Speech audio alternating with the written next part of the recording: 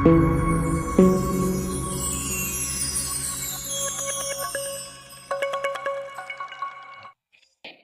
నెల దేవుడు మనలను ప్రేమించి ఒక శ్రేష్టమైనటువంటి ఒక అమూల్యమైనటువంటి వాగ్దానమును ప్రభు మనకిచ్చారు. ఆ వాగ్దానము యొక్క మొదటి భాగాన్ని గడిచినటువంటి రెండవ దినము మొదటి మంగళవారపు ఆ స్వస్థత ప్రార్థనా కూడికలో నేను జ్ఞాపకం చేయటం జరిగింది. ఈరోజు అది రెండవ భాగంగా పార్ట్ 1లో కొన్ని విషయాలు మనం నేర్చుకున్నాం. ఇది పార్ట్ 2గా అనగా రెండవ భాగంగా మరికొన్ని సంగతులు పరిశుద్ధాత్మ దేవుడు మనతో మాట్లాడబోతుండగా మనమందరం శ్రద్ధాభక్తులతో దేవుని యొక్క మాటలు మనము ఆలకిద్దాం. ఒకసారి ఆ వాగ్దానం చదువుకుందామా? నిర్గమకాండము 34వ అధ్యాయము 10వ వచనం. అందుకాయన, ఇదిగో నేను ఒక నిబంధన చేస్తా ఉన్నాను, భూమి మీద ఎక్కడనైనను ఏ జనములలోనైనను చేయబడని అద్భుతములు నీ ప్రజలి అందరి ఎదుటనే చేసేదను. చాలు, అద్భుతములు నీ ప్రజలందరి ఎదుటనే చేశారు. ఈ నెల దేవుడు మనకిచ్చిన వాగ్దానం ఒకసారి చెప్తారు, మీ నోటితో కూడా చెప్పండి బిగ్గరగా.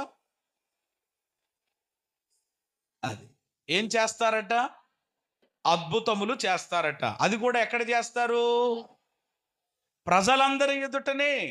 మనము ఏ ప్రజల నడుమ జీవిస్తున్నామో, ఏ ప్రజల మధ్యలో మనము ఉన్నామో, ఆ ప్రజల మధ్యలోనే అద్భుతాన్ని మన జీవితంలో చేసి ఆయన నామమునకు మహిమను తెచ్చుకుంటారు. ఆమేన్ చెప్పండి.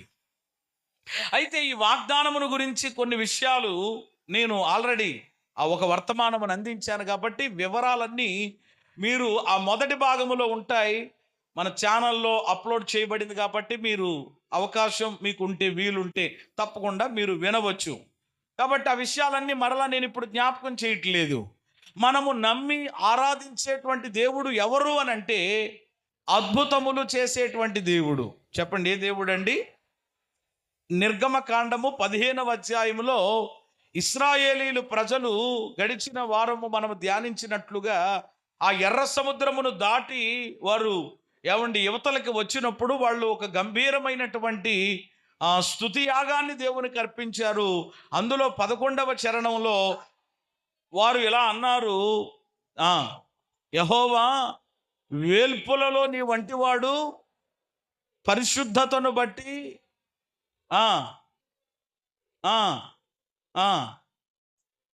ఏం చేసేవాడవు? అద్భుతములు చేయువాడవు. చాలు. అంటే వాళ్ళు దేవునిలో ఉన్న ఒక అద్భుతమైనటువంటి లక్షణం అది. ఈరోజు మనం ఆరాధించుచున్నటువంటి దేవునిలో అనేకమైనటువంటి లక్షణాలు ఉన్నాయి. అందులో ఒక లక్షణం ఏమిటి అని అంటే అద్భుతములు చేయడం. ఇప్పటికే రక్షించబడినటువంటి నాటి నుండి ఈ రోజు వరకు కూడా మన యొక్క జీవితాల్లో దేవుని ద్వారా ఎన్నో అద్భుతాలు మనము పొందుకుంటూ వచ్చాం. ఎన్నో అద్భుతాలు దేవుడు మన జీవితాల్లో చేశారు. ఎవరి జీవితంలో అద్భుతం చేయలేదా? అలా ఎవరు చెప్పలేరు. నన్ను అడిగితే ఏం చేశాడండి అనడానికి కూడా అవకాశం లేదు. ఒక అద్భుతం ఏంటో చెప్పనా? మనము చీకటిలో నుండి, లోకములో నుండి, పాపములో నుండి విమోచించబడి, ఆయన రక్తంలో కడగబడి, ఆయన సొత్తుగా, ఆయన బిడ్డగా, ఆయన యొక్క ప్రజగా చేయబడడమే మన బ్రతుకులో దేవుడు చేసినటువంటి గొప్ప అద్భుతం. హల్లెలూయా.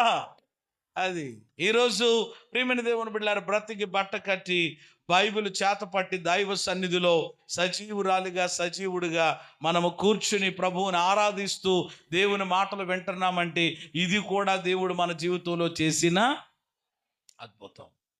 కాబట్టి చాలాసార్లు మనం ఆలోచన ఏం చేశాడు అని దేవుణ్ణి ప్రశ్నించేవారిగా, లేక ఎందుకు ఈ పరిస్థితులు మాకు అనే విధానాలు మనకు వస్తున్నాయి. కానీ మనం ఆలోచన చేస్తే లోతుగా ఇప్పటికి ఎన్నో ఏమండి కార్యాలు, ఏమండి లేక ఎన్నో అద్భుతాలు మన బ్రతుకుల్లో ఆయన చేస్తూ వచ్చారు, అలాగే ఇప్పుడు చేయబోతున్నారు. అయితే ఈ వాగ్దానానికి ఉన్నటువంటి ఒక అద్భుతమైన విషయం ఏంటి అని అంటే, అద్భుతములు ప్రజలందరి ఎదుటే చేస్తానని మోషేతో చెప్తున్నారు కదా. అయితే మరి ఏమండి అంతవరకు దేవుడు తన ప్రజల పట్ల లేక ఇజ్రాయేలు జీవితంలో దేవుడు అద్భుతాలు చేయలేదా? చేశారు.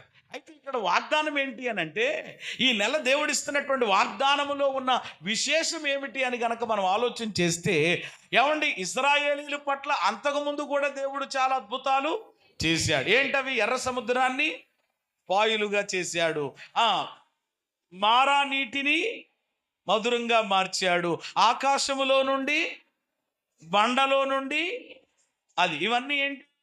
అద్భుతాలు. కానీ ఇప్పుడు దేవుడు ఏమంటున్నాడు? ఇంతకుముందు చేసినట్టు కాదు, ఇంతకుముందు మీరు చూసినట్లు కాదు. మరి మరి అన్నాడు భూమి మీద కూడా, ఈ ప్రజలలో కూడా, ఈ జనాలలో కూడా ఏమండి చేయబడని అద్భుతములు ఇప్పుడు నేను చేస్తానంటున్నారు. హల్లెలూయా. అంటే దాని అర్థం ఏంటంటే, మునుపెన్నడూ చూడని విధంగా, మునుపెన్నడూ నీ జీవితంలో కని విని ఎరుగని రీతిలో, ఒక నవనూతనమైనటువంటి రీతిలో, ఒక ప్రత్యేకమైనటువంటి రీతిలో ఇదిగో ఈ నెలలో దేవుడు మన జీవితాల్లో, మన కుటుంబాలలో ఆయన అద్భుతములు చేయబోతూ ఉన్నారు. నమ్మిన వాళ్ళు మాత్రమే చేతులెత్తి బిగ్గరగా. వాగ్దానము చేసిన దేవుడు ఎవరు? మనకులాంటోడు కాదు. ఆయన మాట ఇచ్చి ఆయన ఏం చేయడు, తప్పడు. ఏది చెప్పాడు అది నెరవేరుస్తాడు ఖచ్చితంగా. ఈ వాగ్దానము అక్షరాల ఇశ్రాయేలీయుల యొక్క జీవితంలో దేవుడు ఏం చేశాడు? నెరవేర్చాడు. ఏమండి వాగ్దానము మనము నిర్గమ 34:10 చూస్తున్నాం. కానీ వాగ్దానం యొక్క నెరవేర్పు యెహోషువ గ్రంథము 6:20, 10, 12, 24వ అధ్యాయములో, ఏమండి ఇంకా యెహోషువ గ్రంథం 3వ అధ్యాయము 12వ వచనంలో ఈ నెరవేర్పును చూస్తాం. మీరు తర్వాత చదువుకోండి, అవసరమైతే తర్వాత ధ్యానం చేయండి. ఏమంటే నిజంగా ఆ యెహోషువ గ్రంథంలో జరిగినటువంటి కార్యాలు ఏవైతే ఉన్నాయో అవి అంతకు మునుపు దేవుడు చేసినటువంటి అద్భుతాలు లాంటివి ప్రత్యేకంగా ఉన్నాయి. ఏంటవి? విన్నారు కదా మీరు, చెప్పండి. ఎరుకో ప్రాకారాలన్నీ కూలిపోయాయి. అంతకుముందు ఎప్పుడైనా జరిగిందా? జరగలేదు. దేవుడు చేశాడు. ఏమండి యోర్దాను యొక్క ఆ నీళ్ళు ఏమైపోయినాయి అంట. ఏమండి ఎలాగ వెళుతున్నటువంటి నీళ్లు, ఎగువ నుండి పారుతున్నటువంటి నీళ్లు ఒకేసారి ఏమైపోయినాయి అంట. ఏమండి అది అద్భుతమా కాదా? అది అంతకుముందు జరిగిందా? లేదు, ఇప్పుడు చేశాడు. మూడవది ఏమిటి అని అంటే, యెహోషువ ప్రార్థన చేస్తే సూర్యచంద్రులు ఆగిపోయారు. అంతకుముందు ఎప్పుడైనా అలా జరిగిందా? లేదు, తర్వాతనే జరిగింది. అంటే దేవుడు నెరవేర్చాడా లేదా? ఇలాగున ఏమంటే మన జీవితంలో కూడా ఇప్పటి వరకు జరగలేదని కాదు, ఎన్నో జరిగినాయి. కానీ ఒక ప్రత్యేకమైన కోణంలో, ఒక ప్రత్యేకమైనటువంటి రీతిలో దేవుడు అద్భుతం మన జీవితంలో చేయబోతున్నాడు. అయితే ఆ అద్భుతం జరగాలంటే మనమేం చేయాలో 3 మాటలు నేను గడిచిన వాగ్దాన సందేశంలో జ్ఞాపకం చేశాను. మొదటి మాట, మనము స్తుతించాలి. చెప్పండి, దేవుణ్ణి ఏం చేయాలండి? స్తుతి అనేటువంటిది మన నరాల్లో అది జీర్ణించుకుపోయి ఉండాలి, స్తుతి అనుభవం. రెండవది ప్రార్థించాలి, ప్రార్థన అనుభవం మనం కలిగి ఉండాలి. మూడవది మనలను మనమే పరిశుద్ధపరుచుకోవాలి. యెహోషువ అంటే దైవజనుడు వచ్చి ఇశ్రాయేలీయుల సర్వ సమాజంతో చెప్తున్నారు, ఇదిగో రేపు యెహోవా మీ మధ్య అద్భుతం చేయబోతున్నాడు, మిమ్మల్ని మీరు పరిశుద్ధపరుచుకోనండి. ఎలా ఉండండి మీరు? మిమ్మల్ని మీరు పరిశుద్ధపరచుకోండి. ఇంకా ఏదైనా మీలో అపవిత్రత ఉందేమో, ఇంకా దేవునికి ఆయాసకరమైనది ఏదైనా మీ బ్రతుకుల్లో కలిగి ఉన్నారేమో, అది మీరు తొలగించేసుకుని మిమ్మల్ని మీరు పరిశుద్ధపరచుకుంటే రేపు దేవుడు మీ జీవితంలో, మీ కుటుంబంలో, మీ బ్రతుకులో అద్భుతము ఆయన చేయబోతున్నాడు. యెహోషువ చెప్పిన మాట. ఏమండి ఈ అద్భుతం జరగాలంటే ఏం చేయాలో మనం 3 విషయాలు నేర్చుకున్నాం. ఇంకా చాలా విషయాలు నేర్చుకోవచ్చు, కానీ ఆ విషయాలు ఏమి కూడా నేను ఇప్పుడు జ్ఞాపకం చేయట్లేదు. ఈ 2వ భాగములో ఈ దినము మనము ధ్యానించేటువంటి విషయం ఏమిటి అని అంటే గనక, ఏమండి అద్భుతం జరగాలంటే ఏం చేయాలో చూసినటువంటి మనము ఈరోజు ఇంకా చాలామంది జీవితంలో చెప్తున్నటువంటి మాట ఏంటి అని అంటే, పాస్టర్ గారు మీరు చాలా పర్యాయములు ఏమండి మరి దేవుడు అద్భుతం చేస్తాడు అద్భుతం చేస్తాడు అని చెప్తా ఉన్నారు కానండి, ఏదండి మా జీవితంలో ఏమండి ఆ అద్భుతం మా జీవితంలో ఏమండి మేము చూడలేకపోతున్నాం? మీరైతే చెప్తున్నప్పుడు వినడానికి చాలా బాగుంటుంది, కానీ ఒక్క విషయం చెప్పనండి, మేము ఏ మాట అయినా పలికాము మాట్లాడాము అని అంటే అది మా యొక్క ఏమండి స్వబుద్ధిని మేము ఆధారం చేసుకుని మాట్లాడు. గడిచిన ఆ వారంలో కూడా నేను ఆ విషయం కూడా ఆఖరిలో జ్ఞాపకం చేశాను. కొన్నిసార్లు దేవుని ఆత్మ ద్వారా ప్రభువు ప్రేరేపించి ఏమన్నా ఆ మాట పలికిస్తూ ఉంటారు. గడిచిన దినాల్లో నేను ఒక చోట వాక్యం చెప్పడానికి అని వెళ్ళినప్పుడు ఆ వాక్యం అంతా అయిపోయిన తర్వాత భోజనం పెడుతుండగా ఒక సహోదరి ఆమె సాక్ష్యాన్ని తెలియజేస్తున్నారు. పాస్టర్ గారు, ఈరోజు దేవుడు తన వాక్యం ద్వారా నన్ను దర్శించాడు, మేము చాలా బలపరచబడ్డాం, ఏమంటే చిన్న నా సాక్ష్యం చెప్పమ్మా అని చెప్పేసానంటే ఆమె చెప్తుంది. ఒకరోజు ఆదివారం ఆమె దేవుని సన్నిధికి వచ్చినప్పుడట, ఆ రోజు దేవుడు తన సేవకుని నోట ఆ మాట పలికిచ్చారట, ఈ వారంలో దేవుడు ఎవరో ఏమంటే ఒక కుటుంబంలో దేవుడు అద్భుతము చేయబోతున్నాడు అని. హల్లెలూయా. మీరైతే గమ్మున అలా ఉన్నారు, కానీ ఆవిడ వెంటనే ఎస్, ఎవరి జీవితంలోనే కాదు నా జీవితంలోనే నా కుటుంబంలోనే అని ఆ మాట ఏమంటే దైవ సేవకుని యొక్క నోట వచ్చినటువంటి ఆ యొక్క మాట విశ్వసించి వెళ్ళిపోయిందటండి.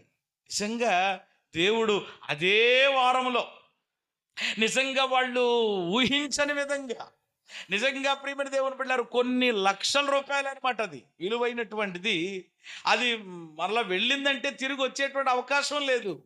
కానీ నిశ్చయంగా దేవుడు ఆ మాటను రూఢీపరచటం అంటే కొన్ని లక్షల రూపాయలు విలువ చేసి, అంటే సుమారుగా 5 లక్షల రూపాయలు విలువ చేసేటువంటి ఒక బంగారపు చైనట ఆ బట్టలకు ఇస్త్రీకి ఇచ్చినప్పుడు వాడు చూసుకోకుండా ఇచ్చేసారట.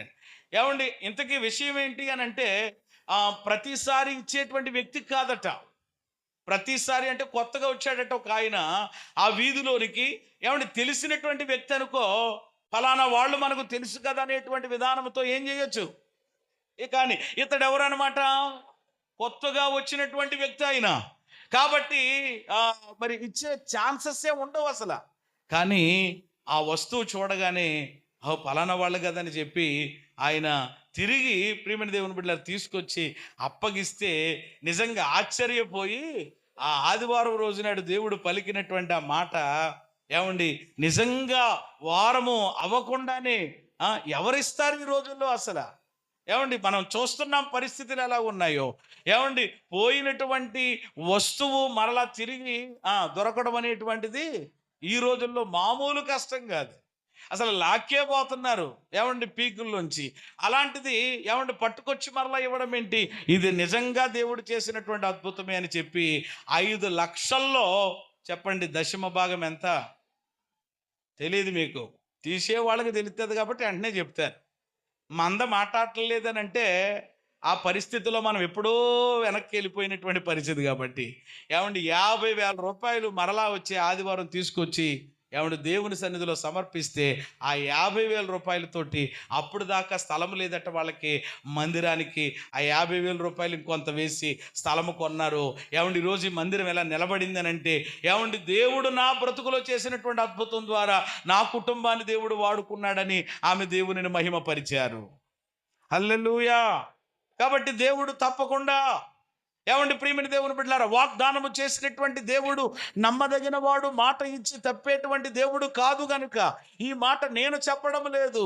ఏమండి సృష్టికర్త అయినటువంటి దేవుడు, ఈ విశ్వ బ్రహ్మాండమును నోటి మాటతో కలుగు చేసినటువంటి దేవుడే మీతో చెప్తున్నారు, అద్భుతము నీ జీవితంలో నేను చేస్తాను, తప్పకుండా ప్రభు చేస్తాను. మరి ఎందుకు ఇలా కొంతమంది అంటున్నారు, మరి నా జీవితంలో ఎందుకు జరగడం లేదండి? ఆవిడ ఎవరి జీవితంలో జరిగిందనేది మీరు సాక్ష్యం చెప్పారు.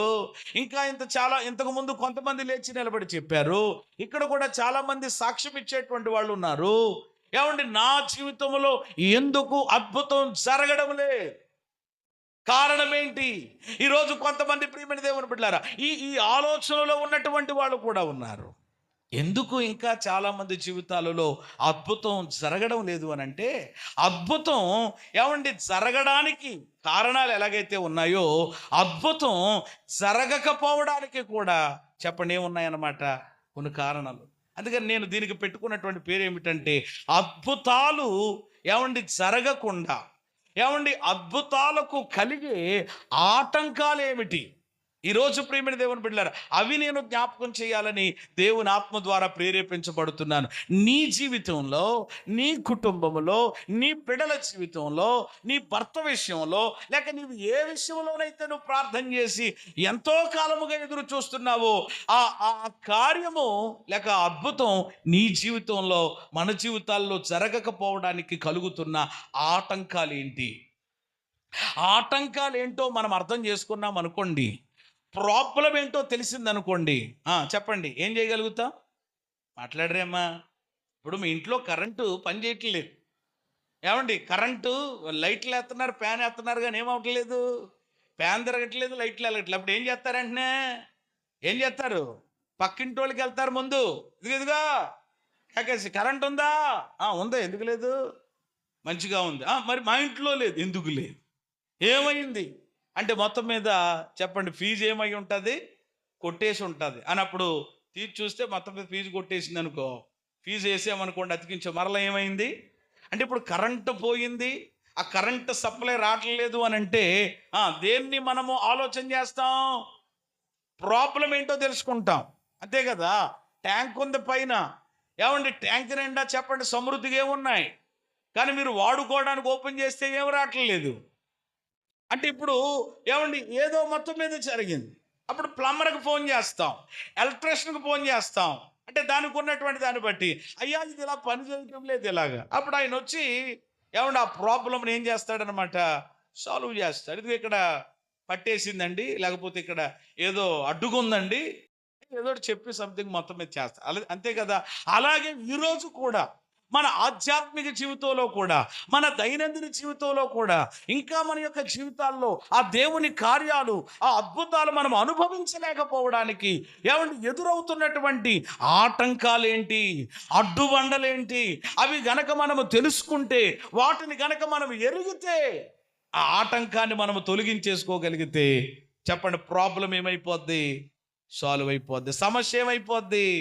పరిష్కరించబడిపోతే దేవుని అద్భుతాన్ని మన జీవితాల్లో తప్పకుండా మనము చూస్తాం. దేవునికి మహిమ కలుగును గాక. రెండు చేతులు పైకెత్తి బిగ్గరగా చెప్పండి. నెంబర్ 1, మొట్టమొదటిది చెప్తాను. చిన్న చిన్న మాటలుగా ఉన్నా, తేలికగా ఉన్నా కానీ ఆ లోపల ఉన్నటువంటి భావాన్ని సీరియస్గా ఆలోచన చేస్తే అర్థమవుతుంది. ఈరోజు అద్భుతాలకు కలిగే ఆటంకాలు కొందరి జీవితాల్లో, మొదటిది ఏమిటి అని అంటే అవిశ్వాసం అని నేను అంటాను. మొదటి ఆటంకం ఏంటి అని అంటే అవిశ్వాసం. ఏ విశ్వాసం?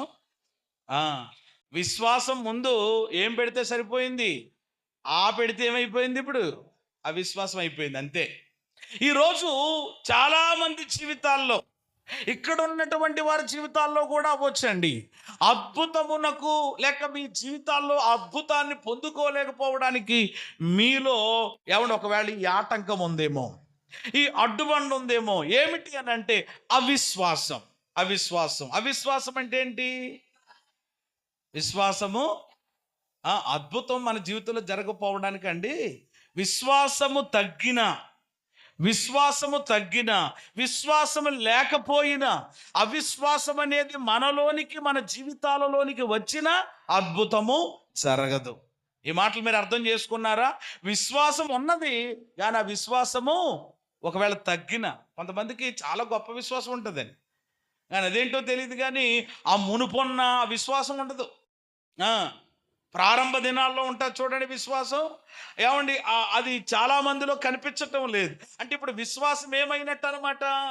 తగ్గింది. అంటే విశ్వాసము తగ్గినా, 2 విశ్వాసము లేకపోయినా, 3 అవిశ్వాసం మనలోనికి వచ్చినా మన జీవితంలో ఏం జరగదు?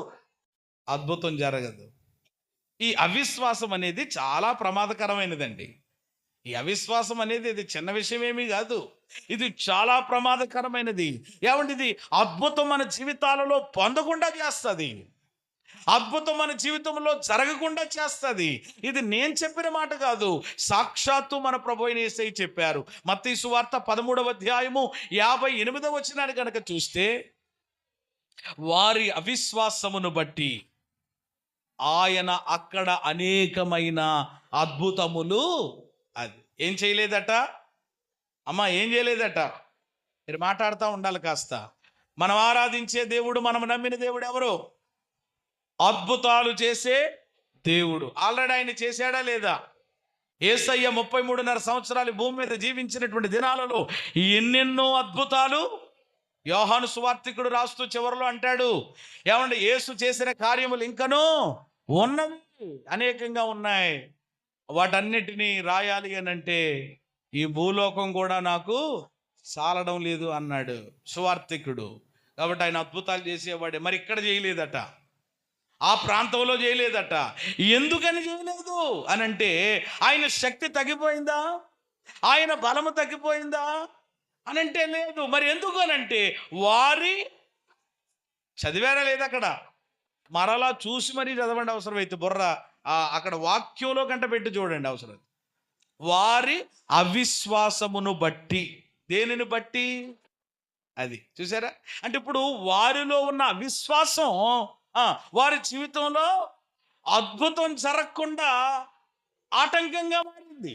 ఈరోజు కూడా చాలామంది జీవితాల్లోనండి అవిశ్వాసాన్ని ఎప్పుడు చిన్నగా మనం చూడొద్దు, చాలా ప్రమాదకరమైనది. టైంని బట్టి నేను అన్ని వివరించలేను, కొన్ని విషయాలు త్వరగా చెప్తూ వెళతాను, మీరు రాసుకోవచ్చు, వినొచ్చు. ఏమంటే అవిశ్వాసం అనేది ఎంత ప్రమాదకరమైనది అని అంటే, అవిశ్వాసము ద్వారా ఏమంటే చాలా నష్టాలు మనకు కలుగుతాయి.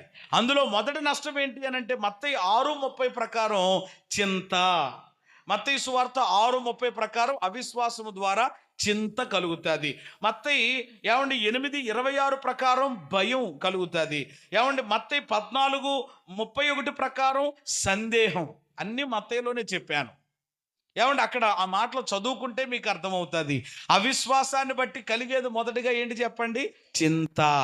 అందుకనే అల్ప విశ్వాసులారా అంటాడు యేసయ్య అక్కడ. ఎందుకు మీరు చింత పడుతున్నారు అని. అవిశ్వాసము ద్వారా మనలోనికి ఏమొస్తుంది? చింత. రెండు, అవిశ్వాసం ద్వారా మనలోనికి ఏమొస్తుంది? అల్ప విశ్వాసులారా ఎందుకు భయపడుతున్నారు. ఎవరిని ప్రశ్నించారు యేసయ్య? శిష్యుల్ని. అంటే అల్ప విశ్వాసం ద్వారా మనలోనికి ఏమొచ్చేస్తుంది? భయం వచ్చేస్తుంది. మూడవది పేతురు విషయంలో యేసయ్య చెప్పారనమాట, అల్ప విశ్వాసి ఎందుకు సందేహపడితివి. అంటే ఇప్పుడు అల్ప విశ్వాసం ద్వారా ఏమొచ్చేస్తుంది? చాలామందికి ఏంటంటే ఇంకా ప్రతిదానికి సందేహమేనమాట అండి. కొంతమంది ఉంటారనమాట, ఏం జరుగుతుందో, ప్రార్థన చేస్తున్నారు కానీ జరుగుతుందో లేదో, అవుతుందో లేదో, సందేహం అనేది చాలా ప్రమాదకరమైనది. దేవుని కార్యం మనలో జరగకుండా అది ఆటంకంగా ఉంటుంది. చూసారా, అవిశ్వాసం వల్ల ఎన్ని నష్టాలు ఉన్నాయో. చింత కలుగుద్ది, భయము కలుగుద్ది, చెప్పండి, సందేహం కూడా వచ్చేస్తారు. అవిశ్వాసం మనలోనికి ఇవి తెచ్చి పడతాయి అన్నమాట. ఇక నాలుగవదిగా కనుక మీకు చెప్పాలి అనుకుంటే, ప్రకటన 21:8 ప్రకారం అవిశ్వాసం ఎంత ప్రమాదకరమైనది అని అంటే, చివరికి నిన్ను అగ్నిగుండానికి తీసుకెళ్ళిపోద్ది. ఏ గుండానికి? అగ్నిగుండానికి తీసుకుని వెళ్ళిపోద్ది. అగ్నిగుండం ఏ గుండం చెప్పండి? మామూలుగా ఉండదు. ఇప్పుడు ఉదాహరణకి కరెంటు పోయింది, 2 ఫ్యాన్లు ఇన్వర్టర్ మీద తిరుగుతున్నాయి, మిగిలిన తిరగట్లేదు. తిరగాలంటే ఏమి రావాలి? ఒకవేళ అలాగా వచ్చేస్తుంది అనుకోండి, రాకుండా ఉంటే మీ పరిస్థితి ఎలా ఉంటుంది అంటే, ఎందుకు నేను ఈ ఉపమానం చెప్తున్నానంటే, కాస్త చెప్పండి, ఏం పోతే? కరెంటు పోతే పైన తిరిగే పట్టం తిరగకపోతేనే మనకేమవట్లేదు, మాట్లాడట్లేదండి. అప్పుడే మీ సౌండ్ మారిపోయింది కదా, మీ ముఖాలు మారిపోయినాయి కదా. ఇక మీ చేతికి ఇసునకర్రలు ఇస్తే కనుక ఇసిరేసుకుందామని ఆలోచనతో ఉన్నారు కదా. మరి ఎలాగే ఉంటే మరి అగ్నిగుండం ఎలాగుంటుంది? ఇక అది ఆలోచన చేయడానికి ఒకవేళ పవర్ కట్ చేసి దేవుడు మనకు నేర్పిస్తున్నాడేమో. చేతులెత్తి స్తోత్రం చెప్పండి. కాసేపు గాలి ఎగిపోతేనే మనం ఉండలేకపోతున్నామే. ఈ చిన్న చిన్న దానికి ఎలా ఉంటుంటే కొంతమంది అంటారనమాట, అగ్నిగుండం అంటారండి, నరకం అంటారండి, ఆ సేపుని అందులో పడేస్తాడంటే దేవుడు, నూనెలో ఏపేస్తా ఉంటాడట, ఇవన్నీ చెప్తా ఉంటారంటే భయపెట్టడానికి కాదు. దేవుని వాక్యం చెప్తుంది వాస్తవం. ఏమండి ప్రకటన 21:8 ఏమండి మొట్టమొదటి లైన్లో ఎవరున్నారు? పిరికి వారును అవిశ్వాసులను. ఇంకా చాలా మంది ఉన్నారు. ఏమంటే వాళ్ళ పేర్లన్నీ ఇప్పుడు మనం లెక్క పెట్టుకోలేం, కానీ ఒక 80 90 వస్తారు. వాళ్ళందరూ చివరికి ఏమవుతారట? అగ్ని గంధకములతో మండు అగ్ని గుండములో పడవేయబడు. ఇది ఎన్నవ మరణము. అంటే ఇప్పుడు అవిశ్వాసం ఎంత ప్రమాదకరమైనదంటే ఆఖరికి ఎక్కడ తీసుకెళ్ళిపోద్ది?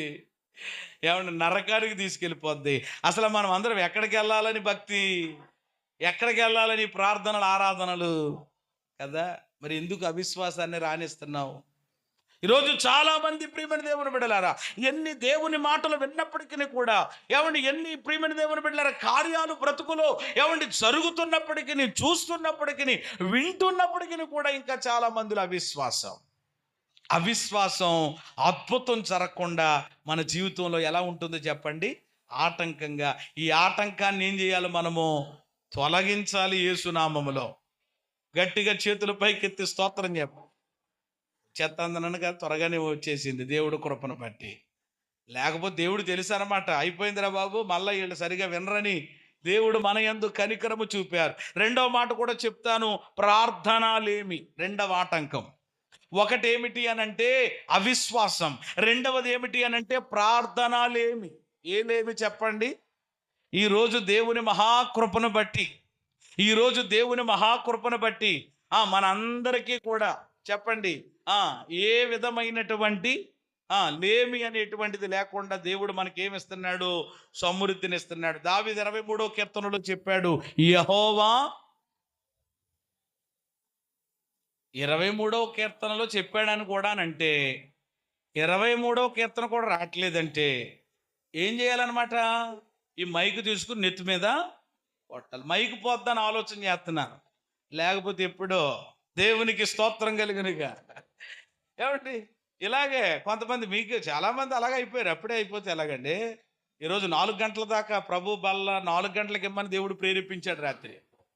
అది కాబట్టి అప్పుడు దాకా మీరు ఒక ఆయనకి 23వ కీర్తన ఇచ్చారట చదవమని. గాలి తెగిరిపోయేలా ఉన్నాడంట. వచ్చి అంటున్నాడంటే, యెహోవా నా కాపరి, లేదు నాకు ఊపిరి అన్నాడట.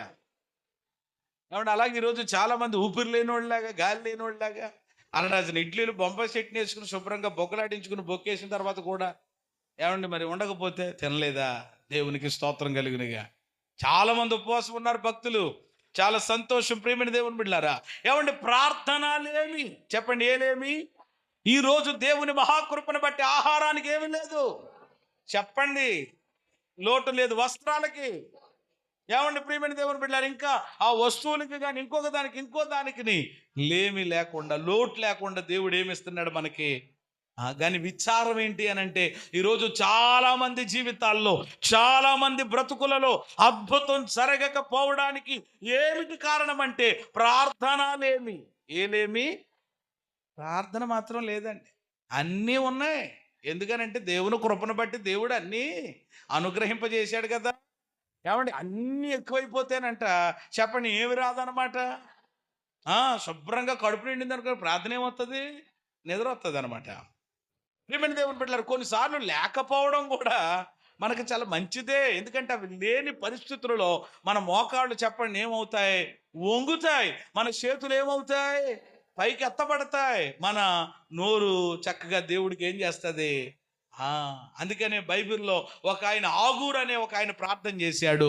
ఏమనంటే, దేవా నాకు ఐశ్వర్యమునైనను పేదరికమునైనను దయచేయ, తగినంత దయచేయి ప్రభువా. ఐశ్వర్యం వస్తే కొమ్ములొచ్చి ఇర్రవీగిపోతానేమో, పేదరికం వస్తే ఆకలేసి ఆహారం కొరకు దొంగతనం చేస్తానేమో. అది వద్దు, ఇది వద్దు, సమానంగా ఉంచు ప్రభు అన్నాడు. దేవునికి స్తోత్రం. అది చాలా బెస్ట్ అండి మనకి నిజంగా. ఈరోజు ప్రియమైన దేవుని బిడ్డలారా, ప్రార్థన లేమి ఈరోజు చాలా మంది యొక్క జీవితాల్లో ఏమంటే దేవుని కార్యాలు చూడక పోవడం ఏమిటి అని అంటే ప్రార్థన లేకపోవడం. ఆల్రెడీ మనం ధ్యానం చేసాం, అద్భుతం జరగాలి అని అంటే రెండవదిగా మనం నేర్చుకున్న పాఠం ఏమిటి అని అంటే ఏం చేయాలి? యెహోషువ ఏం చేశాడు? ప్రార్థన చేసి సూర్య చంద్రులకు ఏం చేశాడట? ఆజ్ఞాపించాడంట. అవి ఏమైపోయినాయి? సూర్యుడేమో గిబియోనులోను, చంద్రుడేమో ఆగిపోయాడు. ఎంత అద్భుతం! ఆ మాట చదువుతున్నప్పుడు అండి, ఆ మాట ధ్యానం చేస్తున్నప్పుడు పాత నిబంధనలోనేమో సూర్య చంద్రులను అనగా సృష్టిని ఆపేసినటువంటి యెహోషువ మనకు కనపడతారు. కానీ నూతన నిబంధనలో ఇంకొక ఆయన కనపడ్డాడు నాకు. ఆయన ఎవరు అనంటే సృష్టికర్తను ఆపేశాడు. హల్లెలూయా! పాత నిబంధనలో ఈ భక్తుడు చెప్పండి దేన్ని ఆపాడు? ప్రార్థన ద్వారా సృష్టిని ఆపితే, నూతన నిబంధనలో ఒక అడుక్కునే భర్తమయ్యి ఒక గుడ్డివాడు చెప్పండి ఎవరిని ఆపేశాడు? సృష్టికర్తను ఆపేశాడు. ప్రార్థన చాలా మామూలు ఇది కాదండి.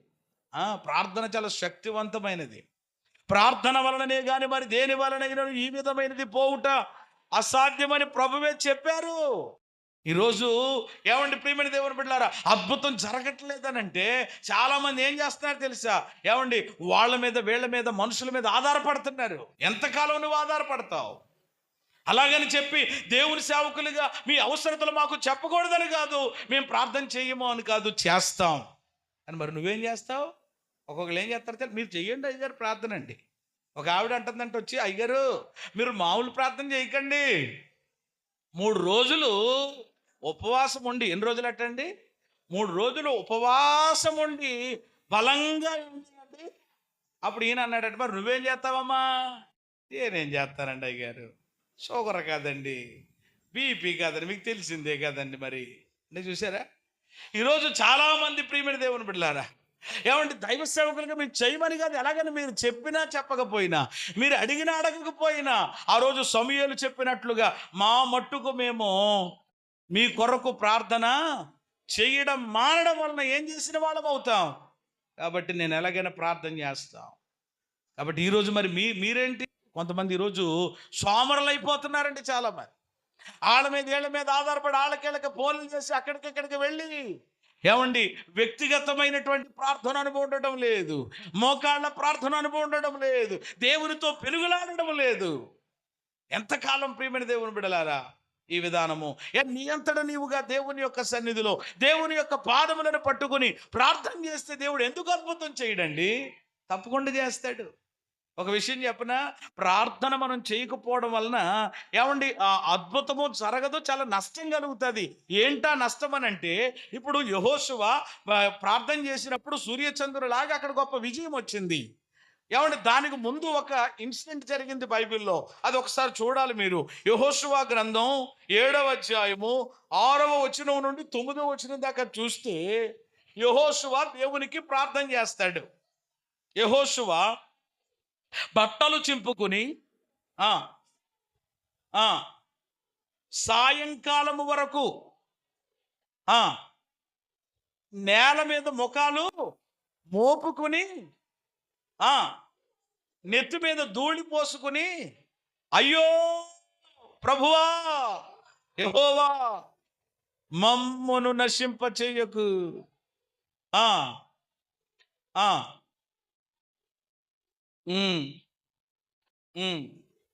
అని వాళ్ళు దేవునికి ఏం చేశారు? ప్రార్థన. ఇప్పుడు యెహోషువ ప్రజలు కూడా అయ్యో అంటున్నారు. అయ్యో అనే మాట ఎప్పుడొస్తా చెప్పండి? అయ్యో అని ఎప్పుడంటాం? ఊరికినే ఉత్తప్పుడే కాదు కదా, ఏదైనా ఇబ్బంది, బాధ, శ్రమ, కష్టం మనము అనుకోలేని జరగకూడని జరిగినప్పుడే కదా అయ్యో అంటున్నారు. ఇంతకీ వీళ్ళు అయ్యో అని దేవునికి ఎందుకు ప్రార్థన చేస్తున్నారు అని అంటే కనుక, హాయి అనే ఒక పట్టణం మీదకి వాళ్ళు వెళ్ళారు. హాయి పట్టణంలో ఎంతమంది ప్రజలు ఉన్నారు అని అంటే 3,000 మంది ఉన్నారు. చెప్పండి ఎన్ని వేల మంది? హాయి పట్టణము చాలా చెప్పండి చిన్న పట్టణం. ఆ చిన్న పట్టణం మీద వాళ్ళు ఏం పొందుకోలేకపోయారు? జయము పొందుకోలేక ఆ పట్టణంలో చెప్పండి ఏమయ్యారు? వాళ్ళు ఓడిపోయారు. వాళ్ళ చేత తరమబడి పారిపోయి వచ్చారు. అప్పుడు తర్వాత చేస్తున్న ప్రార్థన ఇది. ఇప్పుడు యెహోషువ ఏమండి, ఇశ్రాయేలీయులు ప్రజలు ఎప్పుడు దేవునికి అయ్యో ఇలా జరిగింది ఏంటి ప్రభువా అని ఎప్పుడు ప్రార్థన చేశారు అని అంటే, ఏమండి, ఓటమి పాలైనటువంటి తర్వాత. అంటే ఇక్కడ మీరు గమనించాలి, ఏమండి, యుద్ధములో ఓడినటువంటి తర్వాత ప్రార్థన చేశారు కానీ యుద్ధానికి వెళ్ళే ముందు చెప్పండి ఏం చేయలేదు. ఏమనుకున్నారు? అది ఎంత అనుకున్నారు.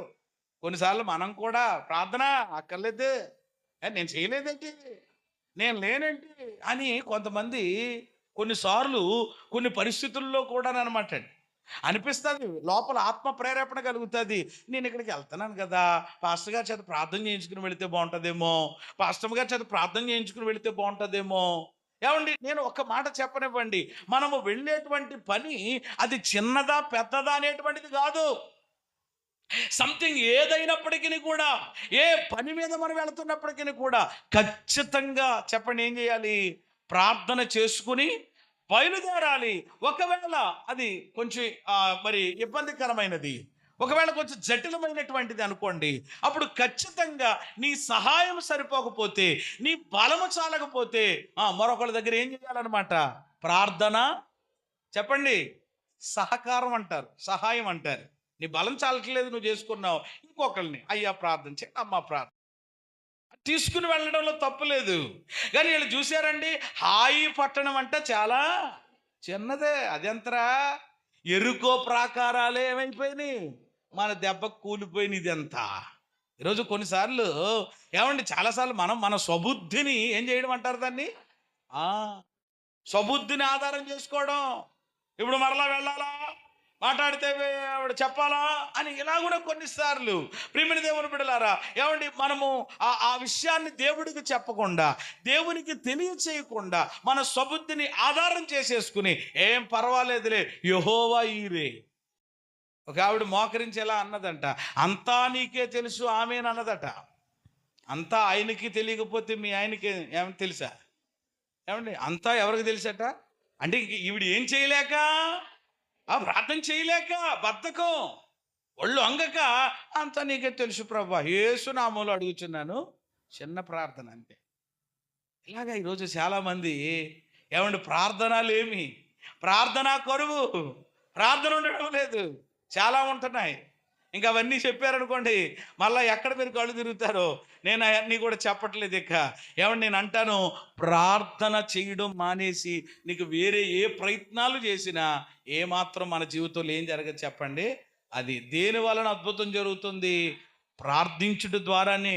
అంతేగాని ప్రార్థన చేయడం మానేసేసి నీవు గుమ్మాలు మార్చేసినంత మాత్రాన్న, ఇళ్ళు మార్చేసినంత మాత్రాన్న, ఏమంటే ముహూర్తాలు పెట్టించేసినంత మాత్రాన్న, ఏమంటే ప్రియమైన దేవుని ఏయో కట్టేసుకున్నంత మాత్రాన్న, పెట్టేసుకున్నంత మాత్రాన్న ప్రియమైన దేవుని బిడ్డలారా ఏమీ జరగదు. అదంతా ప్రియమైన దేవుని బిడ్డలారా ఏమంటే పోలీస్ అనమాట. అదంతా కూడా అదంతా అవివేకం, అజ్ఞానం, మూఢనమ్మకం. ఏం చెయ్యాలి దేవుని పిల్లలు అని అంటే ప్రార్థించుడు ద్వారా. అంటే చూసారండి, ముందే చేసి ఉంటే బాగుండు కదా. చాలామంది అలాగే ఏమంటే క్షవరమైన తర్వాత ఏమొస్తుందట, అలాగనమాట. ఓడిపోయిన తర్వాత 3,000 మంది ఏమంటే 3,000 మంది ద్వారా తరమబడిన తర్వాత ఇప్పుడు వచ్చి అయ్యో ప్రభువా అని చాలా బారు ప్రార్థన చేశారు. సమయం లేదు కాబట్టి నేను వివరించట్లేదు. కాబట్టి అద్భుతం జరగకుండా కలిగి రెండవ ఆటంకం ఏంటి చెప్పండి? మొదటి ఆటంకం ఏంటి? అవిశ్వాసం. రెండవది ఏమిటి? ప్రార్థన లేమి. లేమి? జాగ్రత్త. ఈరోజు మన జీవితంలో ఖచ్చితంగా వ్యక్తిగతంగా, కుటుంబ పరంగా, సంఘపరంగా ప్రార్థన అనుభవం కలిగి ఉండాలి. అందుకని దేవుడు మనలను, మన సంఘమును ప్రేమించి ఈ నెలలో దేవుడు మన జీవితంలో చేసినటువంటి వాగ్దానం నెరవేర్చడానికి వచ్చే ఆదివారం నుండి చెప్పండి ఏంటనమాట, 21 దినాల. ఎన్ని దినాలు? ఒకరోజు 2 రోజులు కాదు. ఏమండి ప్రియ, ఎన్ని దినాలు చెప్పండి? 21 దినాల ఏమండి ప్రతిష్ఠిత ప్రత్యక్షత పండుగలను దేవుడు మనకి ఇవ్వబోతా ఉన్నారు. సంతోషంగా ఉన్నవాళ్ళు, ఏకీభవిస్తున్న వాళ్ళు, దేవుని కార్యం తప్పకుండా నా జీవితంలో చేస్తున్నారని విశ్వసించిన వారు. మూడవ మాట అవిధేయత. మూడవది అవిధేయత. నెహెమ్యా గ్రంథం 9:17. ఇంకొక మాట చెప్పి నేను ముగిస్తాను, టైం అవుతుంది, ప్రార్థనలో ముందుకు వెళదాం. నెహెమ్యా 9:17. నెహెమ్యా గ్రంథము 9వ అధ్యాయము 17వ వచనంలో, వారు విధేయులగుటకు మనస్సు లేని వారై అద్భుతాలు జ్ఞాపకం చేసుకోకుండా వాళ్ళ మనస్సును కఠినపరచుకుని, ఇంకా చాలా మాటలు ఉంటాయి, తర్వాత మీరు ధ్యానం చెయ్యండి. ఈ మాట ఎవరి గురించి మాట్లాడిన మాట అంటే ఇశ్రాయేలు ప్రజల గురించి. అమ్మా, ఎవరి గురించి అండి? ఇశ్రాయేలు. ఇప్పుడు ఈ ఇశ్రాయేలీలు ఏ విధానంలో ఉన్నారు అని అంటే, ఏమండి, విధేయత కలిగిన, చెప్పండి, ఏమి లేదట వాళ్ళకి? మనస్సు లేదట. విధేయత కలిగిన మనసు లేదట. అంటే విధేయత కలిగిన మనస్సు, లోబడే మనసు లేదనంటే ఇప్పుడు ఏమున్నట్టు లెక్క? అవిధేయత. చెప్పండి, అవిధేయత. ఈరోజు చాలామంది జీవితాల్లో ఎందుకు అద్భుతం జరగడం లేదు? అద్భుతం దేవుడు ఎలాగైనా చేస్తాడు, చేయగలిగిన వాడే, మాట ఇచ్చి తప్పువాడు కాదు. కానీ ఈరోజు ఇంకా చాలామంది జీవితాల్లో, చాలామంది కుటుంబములలో ఏమండి ఈ అవిధేయత కారణం. అసలు విధేయత చూపాలి అనే ఏమి లేదట, మనసే లేదండి. చెప్పండి, ఏమి లేదు? మనసు ఉంటే ఏముందట కదా? వీళ్ళకి ఏమి లేదు చెప్పండి, మనసే. కొంతమంది మనసే ఉండదు. ఆయన చెప్తే నేనంట పెట్టి, ఆయన అలాగే చెప్తూ ఉంటాడు, వాళ్ళు అలాగే చెప్తూ ఉంటారు.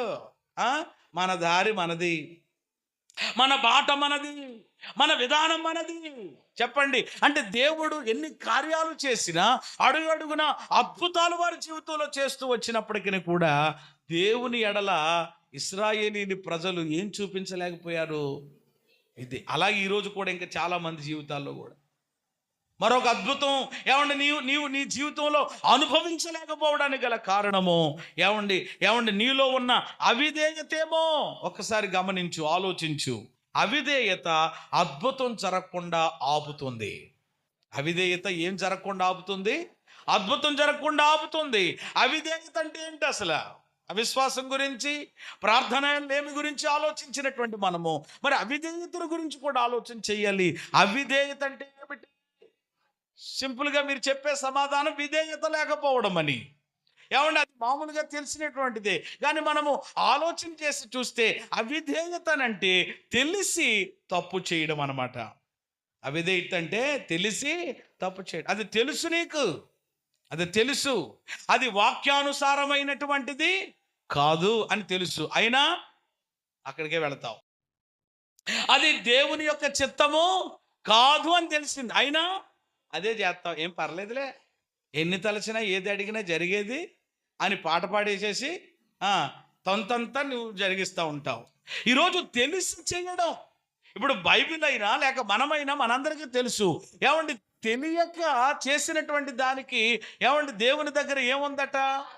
అపోస్తులుడైన పౌలు కూడా ఏమండి తిమోతికి ఆయన పత్రిక రాసేటప్పుడు ఆయన ఆత్మీయ కుమారుడితో ఒక మాట చెప్తారు. బాబు నాయనా, పూర్వము నేను ఎలాంటి వాడినానంటే హింసకుడను, దోషకుడను, హానికరుడను అయిన నేను తెలియక చేసి తిని గనుక కనికరించబడి తిని అన్నాడు. స్తోత్రం చెప్పండి. ఎలా చేస్తే? తెలియదు ప్రభువా, వాళ్ళు ఏదో పెట్టేశారు నాయన, వాళ్ళు ఏదో ఇచ్చేసారు నాయన, వాళ్ళు ఏదో రమ్మన్నారు నాయన, అక్కడికి వెళ్ళిన తర్వాత తెలిసింది నాయన అని అంటావా? దేవుడు ఏమంటాడు? సర్లే, నా కుమారి తెలియదు కదా, నా కుమారుడా తెలియదా, సరే నీ పాపములు క్షమించబడ్డాయి, వెళ్ళు అద్భుతం పొందుకుని అంటాడు. కానీ నీ కథ అంతా తెలుసు, నీకు స్టోరీ అంతా తెలుసు, నీకు మొత్తం అంతా ఏమి ఎరగలేని పరిస్థితులలో లేవు నీవు. అలా లేం కదా మనము. ఏమండి, అన్ని ఎరిగినటువంటి వారమే. దేవుని మహాకృపను బట్టి దేవుడు మనందరికీ మంచి చెడ్డలు వివేచించేటువంటి జ్ఞానం ఇచ్చాడా లేదా చెప్పండి. ఏది మంచిది, ఏది చెడ్డది, ఏది మాట్లాడనేది మాట్లాడకూడదు, ఎక్కడికి వెళ్ళాలి, ఎక్కడికి వెళ్ళకూడదు, ఏది చెయ్యాలి, ఏది చేయకూడదు, అన్నింటినీ వివేచించగలుగుతున్నాం. దేవుడు అటు కృపనిచ్చాడు. అందుకొరకు దేవుడు తన యొక్క వాక్యాన్ని ఇచ్చాడు, వాక్య సేవకుల్ని ఇచ్చాడు. ఆయన మనతో ఏం చేస్తున్నాడు ప్రతిసారి? అయినా కానీ ఏముందలే, ఏమయ్యిందిలే, అనుకుని ఏమండి అహంతో విర్రవీగి ఏమండి విధేయత లేకుండా అవిధేయత చూపిస్తే ఏమండి అది ఏమవుతుంది అని అంటే నీ బ్రతుకులో అద్భుతం జరగకుండా ఏం చేస్తుంది? ఆపేస్తుంది. ఇశ్రాయేలీలు కూడా మాటి మాటిగా అదే చేశారండి. మాటి మాటిగా అదే చేశారు, విసికించారట. మొన్న వాగ్దాన సందేశంలో నేను చెప్పినట్లుగా ఏమంటే దేవుడికి విసిగిపోయి ఏమన్నారు అని అంటే, నేను మీతో కూడా రాను. ఎందుకనంటే వీరు లోబడనొల్లని ప్రజలు. ఏం చేయట్లేదు వీళ్ళు? కార్యాలు చూస్తున్నారు, అద్భుతాలు చూస్తూ పొందేసుకుంటున్నారు అన్నీ. అప్పుడు మాత్రం సంబరపడిపోయి అయ్య బాబోయ్ ఎంత గొప్ప దేవుడు, ఎంత మంచి దేవుడు అండి అని అంటారు. మళ్ళీ మామూలే, మళ్ళీ పాట మామూలే, మళ్ళీ విధానం మామూలే. కాబట్టి ఇక రాను నేను అని చెప్పేశాడు దేవుడు. యెషయా 31లో కూడా లోబడనొల్లని పిల్లలకు శ్రమ. కాబట్టి ఈరోజు అవిధేయత ఏమంటే అద్భుతం జరగకుండా ఏం చేస్తుంది? ఆటంకపరుస్తుంది. కాబట్టి ఇప్పుడు ఏం చేయాలన్నమాట? ఆ ఆటంకాన్ని ఏం చేయాలి? తొలగించి. చివరి మాట చెప్పి నేను ప్రార్థన చేస్తాను. ఆఖరి మాట ఏమిటి అని అంటే, దాతృత్వపు మనసు లేకపోవడం. దాతృత్వపు మనసు లేకపోవడం. దాతృత్వం అంటే మీ అందరికీ తెలుసు. దాతృత్వం అంటే ఏంటి చెప్పండి? ఇవ్వడం. దాతృత్వం అంటే ఏంటి? ఇవ్వడం. అంటే ఈరోజు చాలామంది జీవితాలలో అద్భుతం జరగలేకపోవడానికి, అద్భుతం పొందుకోలేకపోవడానికి గల కారణం ఏంటంటే చెప్పండి, చాలామందిలో, అందరూ నేను అనడం లేదు కానీ అందరిలో కొందరు ఉన్నారు చెప్పండి, ఏ మనసు లేదు అని అంటే ఇచ్చే మనసు లేదు. చెప్పండి, ఏ మనసు లేదు? ఇచ్చే మనసు లేదు. ఏమండి ప్రియమైన దేవుని బిడ్డలారా, ఇవ్వడం. ఏమివ్వడం దేవునికి అనంటే, మొట్టమొదటిగా చెప్పండి దేవునికి మనం ఏమి ఇచ్చామనంటే మన హృదయాన్ని దేవునికి ఇచ్చాం. మన హృదయాన్ని దేవుడికి ఇచ్చాం. మన హృదయంలోనికి ఆయనను ఆహ్వానించాం, రక్షించబడ్డాం. ఆ తర్వాత దేవునికి ఏమి ఇవ్వాలో మనకు తెలుసు. వాక్యం వింటున్నాం కదా, వాక్యం చదువుతున్నాం కదా. ఏమన్నా మన బలమును దేవునికి ఇవ్వాలి, మన సమయమును దేవునికి, మన ధనమును దేవునికి ఇవ్వాలి. ఎందుకంటే ఈ బలం ఇచ్చింది, ఈ ధనం ఇచ్చింది, ఈ టైం కూడా ఇచ్చింది ఎవరు? మరి ఇప్పుడు ఆయన ఇచ్చిందే మనం ఏం చేస్తున్నాం? ప్రభు నువ్వు ఇచ్చావు కదా నాయనని ఆయన మనకి ఇచ్చిన దానిలో నుండి ఏం చేస్తున్నాం? ఇస్తున్నాం. దీన్ని ఏమంటారంటే దాతృత్వం కలిగిన మనసు. ఒక ఆయన ఎలా అన్నారు, ఇవ్వడం అనేది అటండి దైవ స్వభావం అంట. ఇవ్వడం అనేది ఏ స్వభావం చెప్పండి? పుచ్చుకోవడం అనేది ఏ స్వభావం? మానవ స్వభావం. పుచ్చుకోవడం ఏ స్వభావం? మానవ స్వభావం. ఇవ్వడం అనేది దైవ స్వభావం. ఏమంటే ఇప్పుడు తండ్రి అయిన దేవుడు ఉన్నాడా లేదా చెప్పండి. ఆయన ఏం చేశాడు? ఆయన ప్రియమైన కుమారుణ్ణి మనకిచ్చాడు. మరి ఆ ప్రియమైన కుమారుడు ఈ లోకానికి వచ్చి ఏం చేశాడు? ఆయన ప్రాణము, రక్తం అన్నీ ఇచ్చేశాడు మన కొరకు. అంటే ఇప్పుడు దీన్ని బట్టి ఏమర్థం అవుతుంది? ఎవరి స్వభావం అంటే నువ్వు ఇస్తున్నావంటే ఏ స్వభావం కలిగి ఉన్నావు? అదనమాట. ఈరోజు అంటే ఇచ్చే ప్రతి ఒక్కరూ ఏ స్వభావంలోనికి మారుతున్నారు? దైవ స్వభావంలోనికి మారుతున్నారు. ఎంత అద్భుతం ప్రియమైన దేవుని బిడ్డలారా. కానీ ఈరోజు ఇంకా చాలామందికి ఈ దైవ స్వభావం లేదు. ఏ స్వభావం ఉంది? మానవ స్వభావమే. ఈరోజు ఏమండి కొన్ని వేల రూపాయలు పెట్టి ఏమండి ఈరోజు దైవ సన్నిధికి వచ్చినటువంటి మనల్ని ప్రేమించి ఆ ప్రేమ విందును మరి మన ప్రియులు ఇందాక చెప్పినట్లుగా రామారావు గారు వారి యొక్క కుటుంబం ఏమండి వారి యొక్క మనవడి జీవితంలో దేవుడు చేసిన కార్యాన్ని బట్టి కృతజ్ఞతగా ఏమండి సంఘానికి ఆతిథ్యం ఇవ్వాలి. సంఘానికి ఏమి ఇవ్వాలి? బైబిల్లో ఉంది, నాకును యావత్ సంఘానికి ఆతిథ్యం ఇచ్చేటువంటి గాయు అని పౌలు గారు గాయుని గురించి చెప్తారు. ఏమండి ఈరోజు ప్రియమైన దేవుని బిడ్డలారా, దేవుని యొక్క సన్నిధిలో ఆ దాతృత్వం, ఆ మనస్సు ఏమండి మనము కలిగి ఉండడం ద్వారా మన జీవితంలో అద్భుతం చూస్తాం. ఏమండి ఈ దాతృత్వపు మనస్సు లేకపోవడం వలన కూడా ఏమండి ఈరోజు చాలామంది ఏమండి వారి జీవితాల్లో ఏం పొందుకోలేకపోతున్నారు? అద్భుతం చూడలేకపోతున్నారు. అది ఆర్థిక పరంగానా, అది ఆరోగ్యపరంగానా, అది మరొక రకంగానా? ఈరోజు ఏమండి అద్భుతానికి ఇదిగో ఆటంకం. ఎందుకంటే అపవాదిగాడు ఏమండి ఆ ఇవ్వకుండా ఏమండి ఏదో రకంగా ఏమండి నీ యొక్క ఆలోచన డైవర్ట్ చేస్తాడు, రకరకాల ఆలోచనలు రప్పిస్తాడు. ఎందుకనంటే దేవునికి ఇవ్వడం ద్వారా ఏమండి మనం ఏం చూస్తామన్నమాట? అద్భుతం చూస్తాం. చెప్పండి, దేవునికి ఇవ్వడం ద్వారా చూస్తామా లేదా?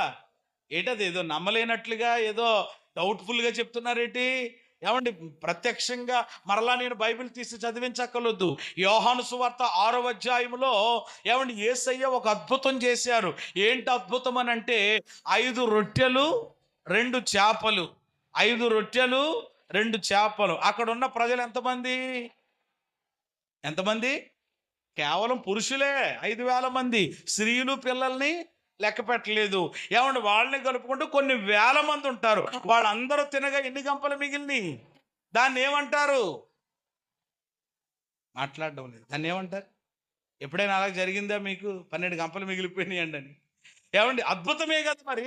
ఆ అద్భుతానికి కారణం ఏమిటి అని అంటే, ఆ అద్భుతం చేయడానికి ఏమండి అప్పుడు ఆ టైంలో అక్కడ చాలా వేల మంది ఉన్నారు, కానీ ఆహారం పెట్టడానికి ఎవరి దగ్గర ఏమండి ఏమీ ఏమో ఒకవేళ ఉండి ఎవరు మాట్లాడలేదేమో, కానీ ఒకడు చిన్నవాడు ఉన్నాడట. యోహాను సువార్త 6వ అధ్యాయము 9వ వచనంలో ఇక్కడ ఒక చిన్నవాని యొద్ద 5 యవల రొట్టెలు 2 చిన్న చేపలు ఉన్నవి. చూసారా? ఆ బాబు ముందుకు వచ్చాడట, ఆ అబ్బాయి ముందుకు వచ్చాడట. అయ్యా ఇదిగో మా అమ్మ వెళ్ళేటప్పుడు క్యారేజీలో పెట్టి పంపించింది. మరి బాబా 3 రోజులు ప్రార్థనలు ఉంటాయి, అక్కడ ఎలా ఉంటుందో ఉండదో, వెళ్ళు ఇదిగో ఇవి దగ్గర పెట్టుకుని తింటా ఉండి ఆయన ఆకలేసినప్పుడు అని ఇచ్చింది. ఏమండి ఇప్పుడు అతడు తినడం మానేసి తన ఆకలి గురించి ఆలోచన చేయకుండా, యేసయ్యా ఇదిగో నా దగ్గర ఏమున్నాయి? దేవునికి కొంతమంది ఏమంటారంటే, ఏమివ్వనండి నేను, ఏమివ్వడానికి నా దగ్గర ఏముందండి అని ఇలాంటి మాట. ఒక విషయం చెప్పనండి, నువ్వు అప్పు చేసో లేకపోతే ఇంకోటి చేసో ఇవ్వాల్సినటువంటి పని లేదు. మనకు ఏది కలిగి ఉంటామో ఏమండి దానినే మనం ఏం చేయాలి? నమ్మకంగా ఇవ్వాలి. ఏమంటే ఆ రోజు దైవజనుడు ఎలీషా గారు ఆ విధవరాలతో చెప్పిన మాట, అమ్మా నీ ఇంటిలో ఏముంది? నూనె కొండ తప్ప ఏమీ లేదు, ఉన్నదే చెప్పింది. ఆ నూనె కుండలో కొంచెము నూనె ఉంది. దాని ద్వారానే దేవుడు ఏం చేశాడు? మనకు ఉన్న దాని ద్వారానే దేవుడు అద్భుతం చేస్తాడు. స్తోత్రం చెప్పండి. ఏదేదో ఏమంటే మ్యాజిక్ చేసి జిమ్మిక్ చేసి చేసేవాడుగా నీకున్నదే. సారేపతి విధవరాలు ఏముంది? అయ్యయ్యో, ఏమండి సారేపతి విధవరాలు ఏముంది? తొట్టిలో కొంచెం, బుడ్డిలో కొంచెము. అదే దేవుడు ఏం చేశాడు? 3.5 సంవత్సరాలు అద్భుతంగా తల్లి ఏమండు కొడుకులను పోషించాడు. చేతులెత్తి స్తోత్రం చెప్పండి. ఉన్నదే, నీకు ఉన్నదే ఇవి. ఇదే. మొన్న ఒక ఆయన చెప్పాను, మొన్న గత ఆదివారం 2 విషయాలు చెప్పాను నేను. పలహారం పంచి పెడుతున్నారట. ఏం పంచి పెడుతున్నారు? అందరూ లైన్లోకి వెళ్ళి నిలబడుతుంటుంటే ఒక అబ్బాయి వస్తున్నాడంటే పట్టుకుని వెళ్ళిపోతున్నాడు, ఒక అబ్బాయి వస్తున్నాడంటే పట్టుకెళ్ళిపోతున్నాడట. అంటే పెడుతున్నారు. ఏంటి అని ఒక ఆయన అడిగితే, అప్పుడు చూడరా బాబు వెనక్కి తిరిగి ఓ 10 మంది నడవలేని వాళ్ళు ఉన్నారు, 10 మంది కుంటి వాళ్ళు అక్కడ పాపం లేవలేని పరిస్థితులలో ఉన్నారు. అంటే ఈ అబ్బాయి ఏం చేస్తున్నాడు అనమాట, ఇక్కడ తీసుకుంటున్నాడు పట్టుకెళ్ళి అక్కడ పెడుతున్నాడు, ఇక్కడ తీసుకుంటున్నాడు అక్కడ పట్టుకెళ్ళి పెడుతున్నాడు. కాబట్టి ఏమన్నా ఆ ఇచ్చే మనసు ఉంది కాబట్టి అక్కడ వాళ్ళు ఏం చేయగలుగుతున్నారు? వచ్చినప్పుడల్లా పెట్టగలుగుతున్నారు. దేవునికి స్తోత్రం కలిగినగా. ఇచ్చే మనసు నీకుంటే అడిగినప్పుడల్లా దేవుడు పెడతాడు. చిన్నపిల్లలు మన దగ్గరకు వస్తారా ఒకసారి, చూస్తూ ఉంటాం, ఒక్కొక్కరు తింటూ ఉంటారు, ఒక లడ్డూలు కానీ మిఠాయిలు కానీ ఇలాంటివి. వాళ్ళు తినేటప్పుడు చూడండి ఎలా ఉంటుంది, ముక్కుల్లోంచి నోట్లోంచి అంతా కారిపోయి వచ్చేస్తూ ఉంటుంది. ఇక తాపేశ్వరం కాజా తింటున్నాడు అనుకోండి, ఆ కాజాలో రసం ఉంటుంది, రసం కూడా అందులోకి వచ్చేస్తుంది. అసలు మామూలుగా అనుకుందాం, వచ్చేసిన అలాంటి వాడి దగ్గరికి వెళ్ళి, రే పప్పి లేకపోతే ఏదో పేర్లు ఉంటాయి కదా, ఏమన్నాడు పేరు పెట్టి, ఏమండి పెట్టినానా అని ఎలా చేపెడతాం. మీరు పెడతారు కదా ఒక్కోసారి. ఏమండి అలాగ అనగానే ఆడు ఆ తింటున్నది, ఆ కారిపోతున్నది, ఆ మిక్స్ అయిపోయినటువంటిది ఏమన్నా అలాగ తీసుకొచ్చి మీ చేతిలో పెడుతున్నాడు అనుకో, అప్పుడు ఏం చేస్తారు మీరు? అలా చేతితో పట్టుకుని నా బంగారం అంటారా? తీసుకోరు. ఏం చేస్తారు చెప్పండి? అలా పెట్టగానే వెంటనే తీసుకోరు, కానీ నా అమ్మే, నా బంగారమే, ఒరే నీకు అన్నీ కూడా మీ అమ్మ అలాంటిదేరా బాబు, మనుషులు అడిగితే మజ్జిగిచ్చే రకంరా, చాలా మంచిదని అని పొగిడేసి ఉండు బాబా లోపలికి వెళ్ళిపోయి, లోపల అరుసులు ఉంటాయి చూసారా, ఆ సున్నుండలో పోకుండా ఎప్పుడో వేసినవి ఉన్నాయి, అన్నీ తెచ్చేసి ఇచ్చేసి పట్టుకెళ్ళి తిన్నాయంటారు. ఎప్పుడు వచ్చింది ఇది? అప్పుడు ఏం చేసినట్టు? పెట్టినప్పుడు. అందుకనే బైబిల్ చెప్తుంది, ఇయ్యుడి మీకు అది కదా. ఏమంటే ఆడు పెట్టలేదు అనుకోండి, ఆ కారిపోతున్నటువంటిది నువ్వు అడిగినాక నేను అడతానేంటి అని ఇలాగే ఇళ్ళకి వెళ్ళాడు. అప్పుడు వెంటనే ఏం చేస్తావు నువ్వు? పెట్టవు. ఏం చేస్తావు అనమాట, పిడికిలు ఇలాగా బిగించి గుద్దరలాంటి గుద్దినట్లుగా, ఏమంటే గుద్దినట్లుగా ఈడు ఉన్నాడంటేనమ్మా కొంచెం కూడా ఏం చేయడు అచ్చం అని అంటారన్నమాట. ఎవరొకరు ఉంటారు కదా ఇంట్లో, అయ్యి వచ్చి దిగిపోయింది ఫోటో సేమ్ జిరాక్స్ అని తిట్టేసి వెళ్ళు బాబా వెళ్ళు అని చెప్పేదాన్ని. అంటే చూసారా, మనుషులకే మనకి విధానం ఉంది, మరి దేవుడు అంటే ప్రియమైన దేవుని బిడ్డలారా, మన మనస్సును ఏమండి, మన యొక్క ఏమండి బుద్ధిని దేవుడు ఏం చేస్తున్నాడు, దీని ద్వారా పరీక్షిస్తున్నాడు. నీకు ఆ మనసు ఉంటే దేవుడు సంతోషించి, ఏమండి ఎప్పుడు దేవుడు ఎవరికి ఏముండేవాడు కాదు, అత్యం ఉండడు. ఏమండి ఈ అబ్బాయి దేవుడికి ఇచ్చింది ఎంత, దేవుడి చేతుల్లో పెట్టింది ఎంత, ఆ దేవుడు అక్కడ అద్భుతం చేసి మిగిల్చింది ఎంత, 12 గంపలు. అద్భుతం దేవుడు చేస్తాడు. దేవునికి స్తోత్రం కలిగినగా. ఎప్పుడు ఈ అద్భుతం ఏమండి దేవునికి ఇవ్వడం ద్వారా మనం పొందుకుంటాం అనే ఆలోచన చాలా మంది. ఆవిడ అంటే దేవుడికే బోళ్ళు ఉందండి, మనం ఇవ్వడం ఏంటండి, దేవుడికంట బోళ్ళు ఉంది. అంటే రోజు ఆలోచించే, ఆయన ఏమండి ఐశ్వర్యవంతుడే, ఆయన మహిమ కలిగిన దేవుడే. తన మహిమలో నుండి మన ప్రతి అవసరత తీర్చి అద్భుతం చెయ్యాలి అని అంటే ఆయన మన మనస్సును కూడా చెప్పండి అప్పుడప్పుడు ఏం చేస్తూ ఉంటాడు, పరీక్షిస్తాడు.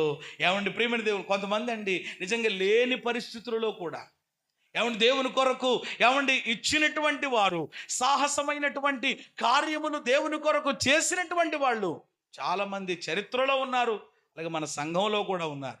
పేదరికంలో ఉండి, కడుపేదలుగా ఉండి, దేవుడు నా సమస్య ఆయనే చూసుకుంటాడు, నా ఇల్లుంటే దేవుడే చూసుకుంటాడు, ఏమండి బిడ్డ పెళ్ళుంటే దేవుడే చూసుకుంటాడు అని ఏమండి దేవుని కార్యం చేద్దామని ముందుకు వచ్చి దేవుని కార్యాలు చేసినటువంటి దేవుని పిల్లలు లేకుండా లేరు. కాబట్టి ఈరోజు ఏమండి ఆటంకం ఎందుకు అద్భుతం ఏమండి జీవితంలో జరగకుండా అవుతుందనంటే 4వ మాట ఏమిటి అని అంటే ఏమి లేకపోవడం, దాతృత్వం. 4 విషయాలు మనం ధ్యానం చేశాం. మొదటి మాట చెప్పండి, అద్భుతాలకు కలిగే ఆటంకాలు. అందులో మొదటి ఆటంకం అవిశ్వాసం. విశ్వాసము తగ్గినా, విశ్వాసం లేకపోయినా, అవిశ్వాసం మనలోనికి వచ్చినా ఏం జరగదు. ఈ అవిశ్వాసం అనే అడ్డుబండ ఏం చేయాలి, తీసివేయాలి, తొలగించేయాలి. రెండవది ప్రార్థన లేవి, ప్రార్థన చేయట్లేదు. వాళ్ళని ఎవరినో చేసేయమని చెప్పేసి నువ్వు మామూలుగా ఉంటున్నావు, అలా కాదు, ప్రార్థించాలి. మన భారాన్ని దేవుని సన్నిధిలో, మన యొక్క ఆత్మను దేవుడి దగ్గర కుమ్మరించాలి. ఏదో ఎప్పుడో తర్వాత చేయడం కాదు, వాటమి పాలైన తర్వాత యెహోషువ చేశాడు. ముందుగానే మనం ప్రార్థన చేయాలి. మూడవది అవిధేయత అనే ఆటంకం. విధేయత మనస్సు లేకపోవడం. విధేయత, దేవుని వాక్యానికి విధేయత, దేవుని మాటకు విధేయత, దైవ సేవకుని యొక్క మాటకు విధేయత నువ్వు చూపగలిగితే అద్భుతం నీ సొంతం దేవుడు తప్పకుండా చేస్తాడు. చివరిది ఏమిటి అని అంటే దాతృత్వపు మనం. సింపుల్గా చెప్పాలంటే ఇచ్చే మనసు. ఎప్పుడు 365 రోజులు జలగలాగా ఇమ్ము ఇమ్ము ఇమ్ము ఇమ్ము, పొందుకోవడమే, తీసుకోవడమే. ఆయనకి ఇచ్చింది సమయం ఇస్తున్నావా, బలం ఇస్తున్నావా, ధనం ఇస్తున్నావా, దేవుని కార్యాల కొరకు సహకరించి ముందుకు వెళుతున్నావా? ఎందుకనంటే నీ మనసు చూసినటువంటి దేవుడు ఇంకా నీకు ఇవ్వాలనుకుంటున్నాడు. నమ్మకమైన వానికి దీవెనలు మెండుగా కలుగును, మెండుగా దీవెనలు ఇవ్వాలని, అద్భుతం నీ జీవితంలో చెయ్యాలని ఆశపడుతున్నాడు. ఒక చిన్న పిల్లోడండి, ఆ వాడికైనా ఆ స్పృహ ఉంది. కానీ అక్కడ చాలామంది పెద్దోళ్ళు ఉన్నారు, కానీ చిన్న బిడ్డ వచ్చాడు ముందుకి, ఇదిగో అయ్యా నీ యేసయ్య చేతుల్లో పెట్టాడు, నీకు కలిగిందే ఇయ్యి. నువ్వు లేని పరిస్థితులు నువ్వు ఇబ్బంది ఏదో పడమనేది దేవుడు చెప్పడం లేదు. ఇదే ఉందయ్యా అదే, దానినే దేవుడు ఏం చేస్తాడు, ఆశీర్వదిస్తాడు, అద్భుతం చేస్తాడు. స్తోత్రం చెప్పండి. ఇక ఇప్పుడు వీటిని భిన్నంగా, ఇప్పుడు మనము ఏవైతే ఆలోచన చేసామో ఆటంకాలు, వాటిని తిరిగేసుకున్నాం అనుకోండి, ఆ లక్షణాలు మనలోనికి వస్తాయి. అవిశ్వాసం అనే ఆటంకం ఉంది, దాన్ని తొలగించుకుని ఏం కలిగి ఉండాలి, విశ్వాసం. ప్రార్థన లేమి అనే ఆటంకం ఉందా, ఆ లేమిలో నుండి బయటకు వచ్చి ప్రార్థన అనుభవం కలిగి ఉండాలి. అవిధేయత అనే ఆటంకాన్ని తొలగించి ఏం కలిగి ఉండాలి, విధేయత. దాతృత్వపు మనసు లేకపోవడం అనే ఆటంకాన్ని తొలగించుకుని ఇచ్చే మంచి మనసు కలిగి ఉంటే అద్భుతం తప్పకుండా దేవుడు చేస్తాడు. మరలా మీరు వచ్చే నెలలోనే మరలా వచ్చేటువంటి దినములలోనే మీరు నిలబడి ఇక్కడ సాక్ష్యం చెప్పబోతున్నారు. దేవుని నామాన్ని మీరు మహిమపరచబోతున్నారు. అవసరమైతే పాస్టర్ గారు అలా కాదు, ఒక్కసారి అండి నాకు నేను చెప్పాలని నాకు దేవుడు ప్రేరేపిస్తారు, ఒక్కసారి నా చేతికి మైక్ ఇవ్వండి అని అవసరమైతే అడిగి మీరు తీసుకుని కూడా ఏమండి మీ అంతట మీరే ప్రజలందరి ఎదుట ఆయన నామాన్ని ఘనపరచబోతా ఉన్నారు. ముగింపులో ఒక మాట చెప్పి నేను ముగిస్తాను. ఈ అద్భుతాలు గురించి మనం ఆలోచన చేస్తున్నాం కదా.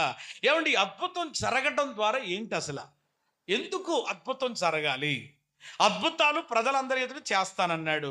ఏమండి అద్భుతం జరగాలంటే ఏం చేయాలో చూసాం, ఆటంకాలు ఏంటో చూసాం. ఇప్పుడు ఈ అద్భుతం జరగడం ద్వారా రెండు బలమైన కారణాలు ఉన్నాయి.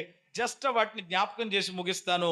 ఏమండి యోహాను సువార్త 2:11 ప్రకారం అద్భుతం జరగడం ద్వారా, యోహాను 2:11 ప్రకారం గలిలయలోని కానా అనే ఊరిలో ఈ మొదటి సూచక్రియ చేసి తన మహిమను, చాలు చెప్పండి, మహిమను బయలుపరిచారు. అంటే అక్కడ అద్భుతం జరిగింది మనకు తెలుసు. కానా పెళ్లి విందులో నీళ్లను దేవుడు ఏం చేశాడు? అద్భుతమే కదా. అయితే ఇప్పుడు ఈరోజు మన జీవితాల్లో, మన కుటుంబాల్లో, పరిచర్యలలో ఈ అద్భుతం జరగడం ద్వారా ఏమండి ఏమిటి అని అంటే, మొట్టమొదటి విషయం దేవుని యొక్క నామము మహింపరచబడాలి. చెప్పండి, దేవుని నామం ఏం చేయబడాలి? ఈ అద్భుతం ద్వారా నేను ఫ్లెక్స్లు వేయించుకొని నేను ఏదో హైలైట్ అయిపోవడానికి కాదు. ఈ అద్భుతం జరగడం ద్వారా ఇదిగో అని నన్ను చూపించుకోవడానికి కాదు.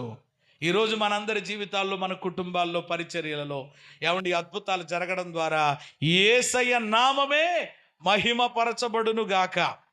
ఆయన నామం ఏం చేయబడాలి?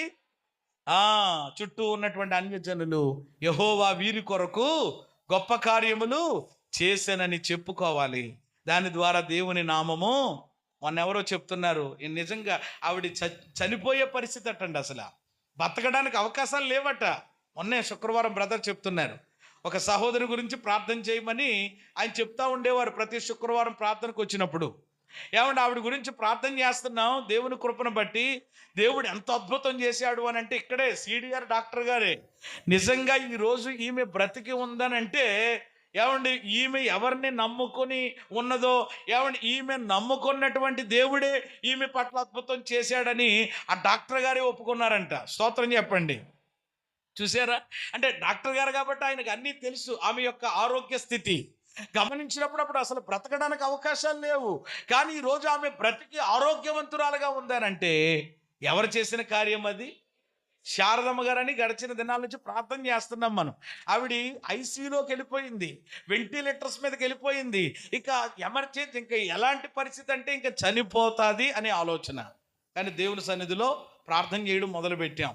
ప్రతి మంగళవారం, ప్రతి ఆదివారం ఎప్పుడు జ్ఞాపకం వస్తే అప్పుడు దేవుడు ఎంత అద్భుతం చేశాడనంటే ఐసీయూలో వెంటిలేటర్ల మీదకి వెళ్ళిపోయినటువంటి ఆమెను ఆ స్థితి నుండి దేవుడు ఏమండి గృహానికి క్షేమంగా ఇంటికి తీసుకొచ్చేసాడు. ఏమండి ఏంటంటారు ఇది కదా, జరుగుతున్నాయి కదా, చూస్తున్నాం కదా. ఇవన్నిటి ద్వారా చెప్పండి దేవుని నామం ఏం చేయబడాలి? అంతే, ఏదో మనమేదో గొప్పవాళ్ళం అయిపోయి మనమేదో పేరు గడించేయాలని కాదు. మహిమ ఎవరికి చెప్పండి? గ్లోరీ ఎవరికనమాట? దేవునికి. అద్భుతం జరగడం ద్వారా దేవునికి మహిమ. రెండవది మార్కు 16:20. మార్కు 16:20 ఏమంటే అద్భుతం జరగడం ద్వారా ఏం జరగాలి అని అంటే ఆ వచనం చదివేయండి చివరిగా. వారు బయలుదేరి ప్రకటించి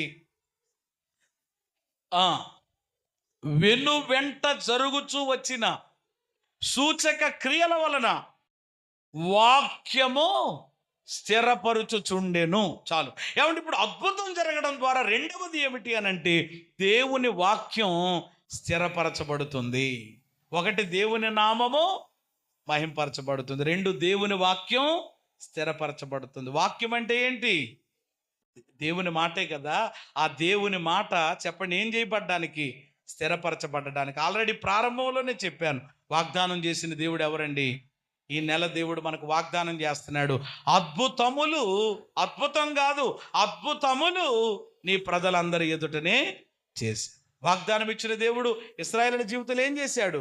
నెరవేర్చాడు. అక్షరాల మన జీవితంలో కూడా నెరవేరుస్తాడు. అద్భుతం జరగాలంటే మొదటిగా దేవునిని స్తుతించాలి, రెండవదిగా ప్రార్థించాలి, మూడవదిగా పరిశుద్ధపరచుకోవాలి అని విన్నాం ఈరోజు భాగంలో. మరి ఎందుకు జరగట్లేదండి పాస్టర్ గారు, ఏంటి అసలు అంటే, అదిగో ఆటంకం, అడ్డుబండ, ఆ బలహీనత ఏంటో ప్రభు మనకి 4 విషయాలుగా తెలియజేశారు. ఏమండి, అద్భుతాలు జరగకుండా కలుగుతున్నటువంటి ఆ ఆటంకాలు ఛేదిద్దాం, ఆ ఆటంకాలు అధిగమిద్దాం. మొదటిది ఏమిటని నేర్చుకున్నాం? అవిశ్వాసం తొలగించుకో. రెండవది ప్రార్థన, లేమి, ప్రార్థన అనుభవం, ప్రార్థన సమృద్ధి కలిగి ఉండు. మూడవది అవిధేయత. నాలుగవది తాతృత్వం లేకపోవడం, ఇచ్చే మనసు లేకపోవడం. కాబట్టి వాటికి భిన్నంగా మనం ఉంటే ఇవి ఒక 4 ఒక 3 కలుపుకుంటే చెప్పండి ఎన్ని విషయాలు? 7 విషయాలు వచ్చినాయి. కాబట్టి ఏమండి, అద్భుతాలు ఏమండి మన జీవితాల్లో దేవుడు ఖచ్చితంగా చేస్తాడు. చేసి ఆయన నామానికి మహిమ తెచ్చుకుంటారు. దేవుని వాక్యం చెప్పండి ఏమవుతుంది? స్థిరపరచబడుతుంది. గనుక ఆటంకాలు తొలగించుకుందాం, దేవుని అద్భుతాలు మన జీవితాల్లో చూసి యేసయ్య నామాన్ని మహిమపరుద్దాం, ఆయన కొరకు సాక్షులుగా తేజరులుదాం. అట్టి కృప దేవుడు మనకు దయచేయునుగాక. ఈ మాటలన్నీ దేవుడు మన హృదయ క్షేత్రములలో ముద్ర వేసి ఫలభరితముగా చేయునుగాక.